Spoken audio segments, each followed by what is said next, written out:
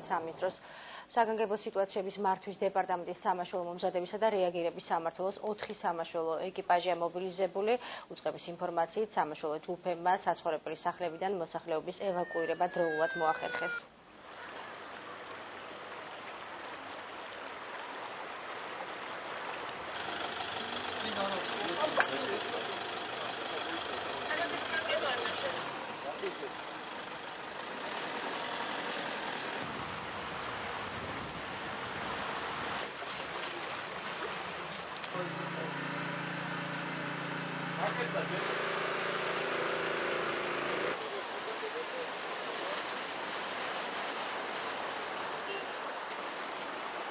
ქალაქ ბათუმში ძლიერი წვიმის შედეგად მიყენებული ზიანის აღმოფხვრის მიზნით თბილისიდან მობილიზებულია შინაგან საქმეთა სამინისტროს საგანგებო სიტუაციების მართვის დეპარტამენტის სამაშველო ჯგუფები სპეციალური აღჭურვილობითა და ტექნიკით.